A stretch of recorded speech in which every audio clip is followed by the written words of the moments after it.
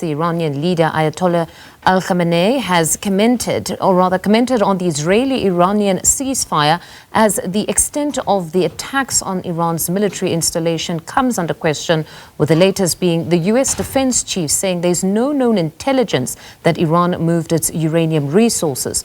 Joining us is Professor Stremlau. He's international relations professor at Wits. Good afternoon, Professor. Thank you very much for joining us on the program. Now, quite a lot of developments insofar as that ceasefire is concerned, but we heard from the supreme leader stating that America did not succeed, at the very least, in hitting the exact targets when it comes to their nuclear program. Your reactions to that?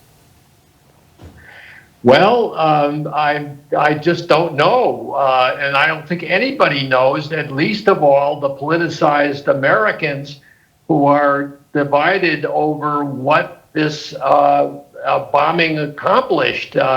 I think that the Iranians are trying to lick their wounds and rebuild the nuclear capacity, which is unknown how long it would take.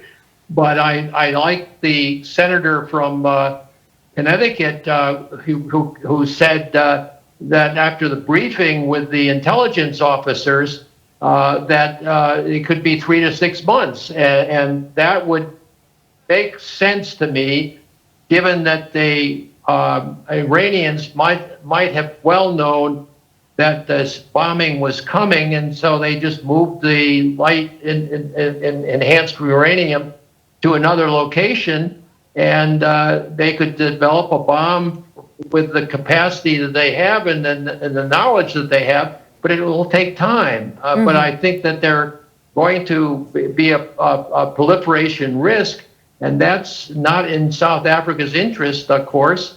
And yet I don't know how much influence the South Africans have on Tehran. Professor, I just want us to pause the conversation there just to try and reestablish that line and just be able to see you as we continue this conversation. It was certainly a very important conversation. You're saying that here you believe that if anything, Iran is licking their wounds, but we also saw Hezbollah yesterday coming out to praise Iran, to say you actually were very precise and very responsive to both the United States and Israel. So you're saying even there, it's just perhaps some sort of a gimmick on the part of Hezbollah to say that Iran succeeded?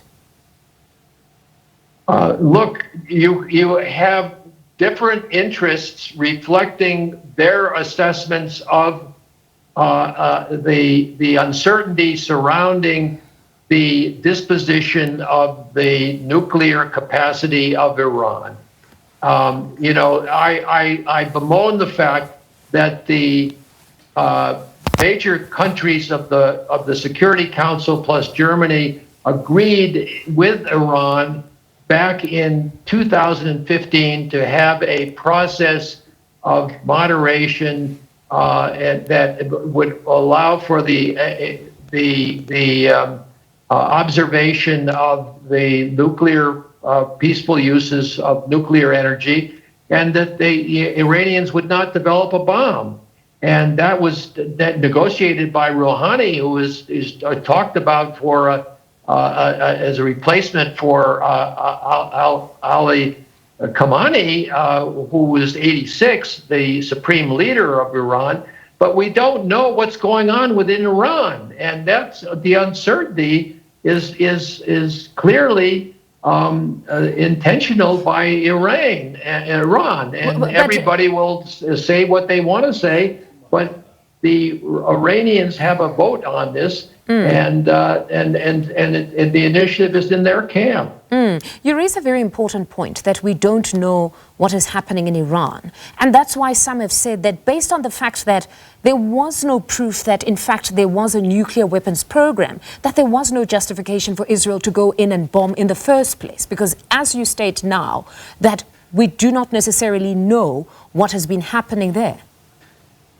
Well, that's exactly right. But I am no fan of Bibi Netanyahu's, and he certainly has been absolutely committed to removing the Iranian threat to Israel. And that's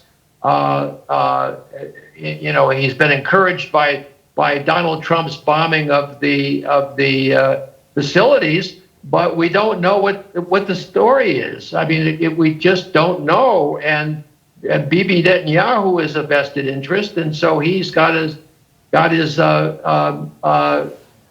interest in play too.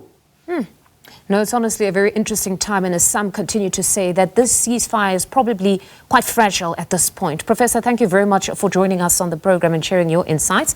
That's Professor John Stremlau. He is Professor of International Relations at Wits University.